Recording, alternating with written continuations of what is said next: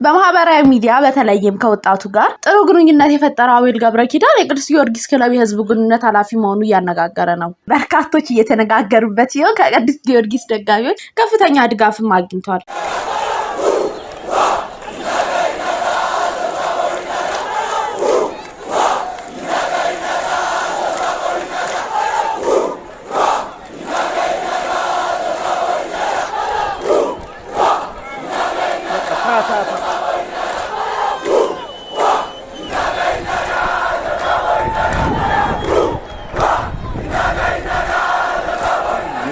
ለመላው የቅዱስ ጊዮርጊስ ቤተሰቦች በኢትዮጵያና በመላው ዓለም ለምትገኙት ዛሬ ይህን ጥሪ ማቀርብላችሁ ቅዱስ ጊዮርጊስ ቡድን በመጨረሻው ምዕራፍ ላይ ደርሷል።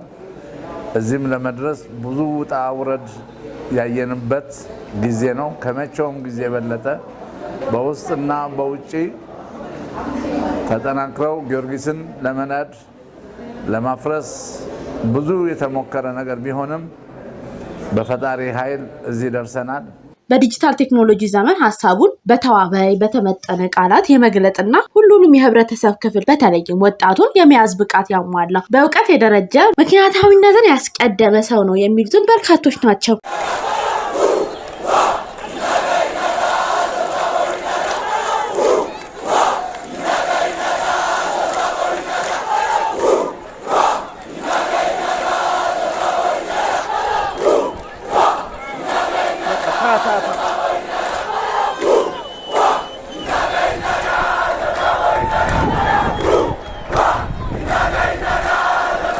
ቅዱስ ጊዮርጊስ ስፖርት ክለብ ትክክለኛ የህዝብ ግንኙነት ኃላፊ መርጧል በማለትም በርካቶች ስኬታማ የሥራ ዘመንን ተመኝተውለታል። አቤል በፌስቡክ ገጹ ላይ መልእክቱን ያስተላለፈ ሲሆን ከተቀናቃኞቹ የኢትዮጵያ ቡና ደጋፊዎች ሁሉ የመልካም ምኞት መግለጫ እንደተላኩለት ጭምር ነው የተናገረው። ቅዱስ ጊዮርጊስ እግር ኳስ ክለብ ዶክተር ፍጹም ካሳዬ የክለቡ አዲስ ስራ አስኪያጅ እንዲሁም ጋዜጠኛ አቤል ገብረኪዳን የክለቡ የህዝብ ግንኙነት ባለሙያ በማድረግ መቅጠሩን ራሱ ይፋ አድርጓል።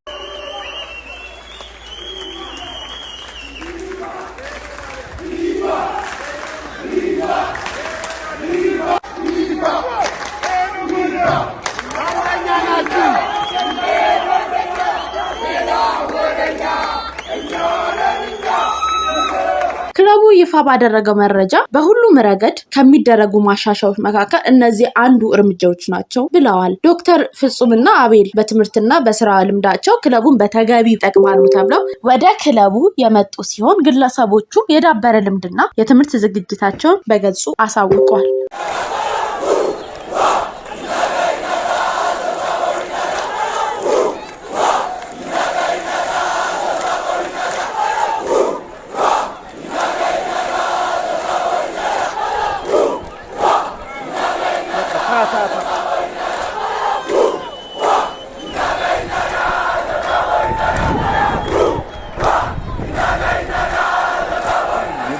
ለመላው የቅዱስ ጊዮርጊስ ቤተሰቦች በኢትዮጵያና በመላው ዓለም ለምትገኙት ዛሬ ይህን ጥሪ ማቀርብላችሁ ቅዱስ ጊዮርጊስ ቡድን በመጨረሻው ምዕራፍ ላይ ደርሷል።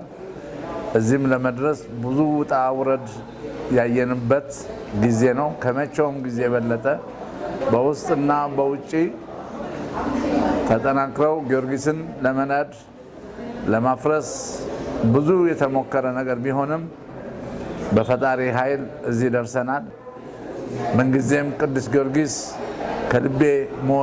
ከልቤ መወዳችሁ ከልባችሁ የምትወዱትን ክለብ አብረን ይዘን እንሻገራለን። አመሰግናለሁ። ምንጊዜም ጊዮርጊስ።